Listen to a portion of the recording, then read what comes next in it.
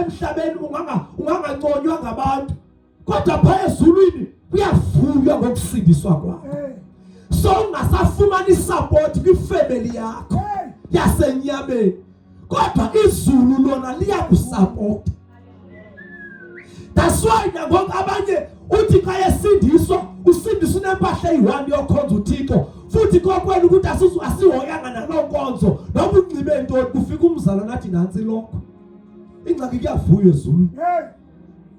Ungayifumani support efamily yakho yasenyameni kodwa uyifumane enkonzweni kuthi ukuthi uyifumane ezulwini isupport yakho. Kana ngasifunde ke amavesi indaba emabili incwadi kaIsaiah chapter 69 sibe sesifunda incwadi kaMateyu chapter 28 verse number 16 uIsaiah 61 from verse number 1 sibe sesiyathandaza. Ezulwini ndibona izinkanyezi la imvula ivela phezulu. Ezulwini ndibona izinkanyezi la imvula ivela phezulu.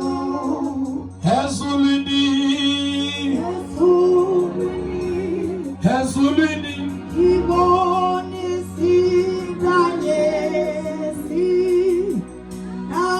imvula ivela phezulu. Sizothandaza sohlukana namhlanje bazalwane. Siyagoduka ngoku. Yabona xa kuwelixesha uYesu sele evukile. Ndiyacinga into abafundi bakhe uYesu babebhideke kakhulu. Ngelixesha uYesu sele evukile. Kulexesha Thomas babengakholwa ukuba uvuke njani. Wathi uThomas ndifuna into bandifake umnwe enxebeni ndikholwe into nguye uYesu uvukile.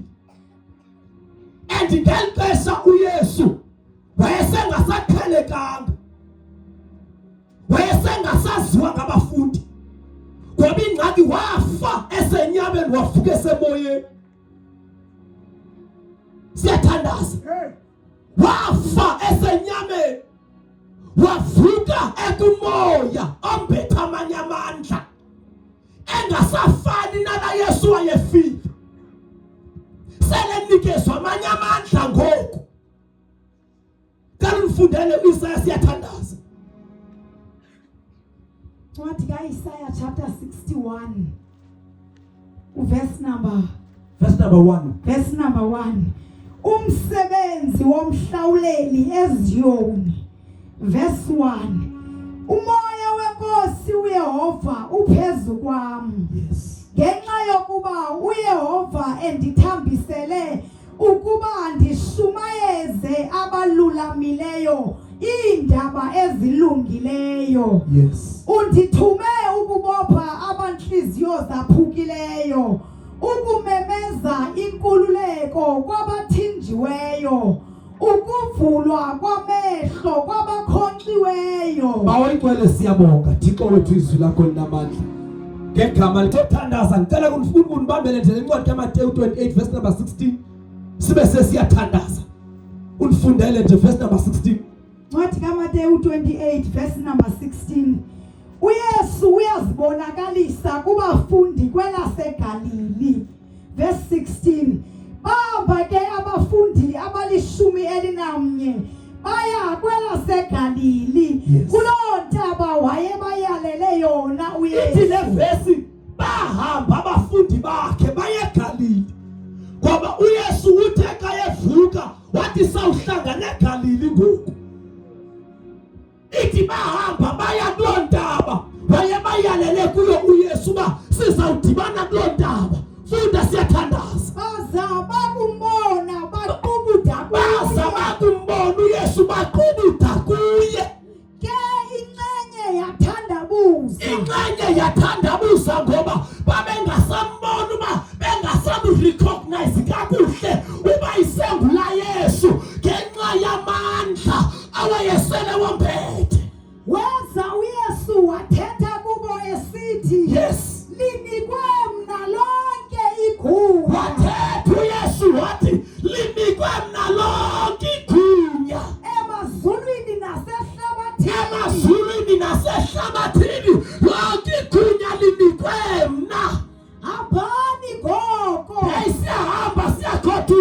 uthi hambani ngoko niye kuzenza abafundi zonke inhlanga niyosenza abafundi, nibabhaptizela egameni loyise. nibabhaptizela egameni sihlala phansi siyathandaza. Uthi uJesu xa evala uthi hambani niyosenza abafundi zonke inhlanga.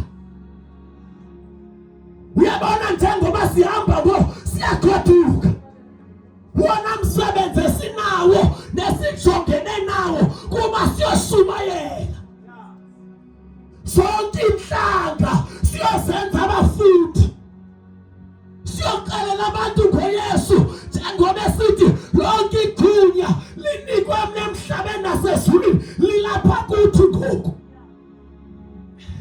Siyathandaza, linikwe thina igunya njengoba silapha sikule nkonzo siza kuyo lena, sizanikezwa amandla, sanikezwa igunya lonke.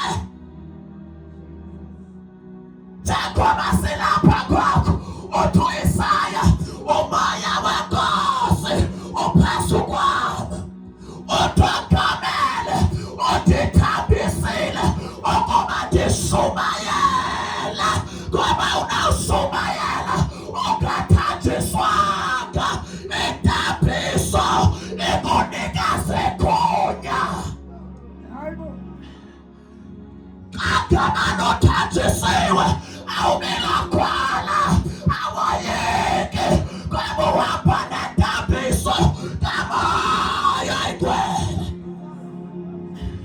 Siyagoduka, jonga noma ngamana wena ubusayeka uqalela abantu kwaYesu, uthi Isaya, umoya wenkosi uphezu kwami, undithambisile.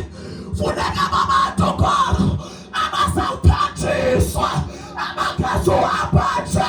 Hayi Nkosi yami, abathanjisiweyo noma amadimoni ayavela xa uthanjisiwe awakohloli, ngoba uhamba nentambiso.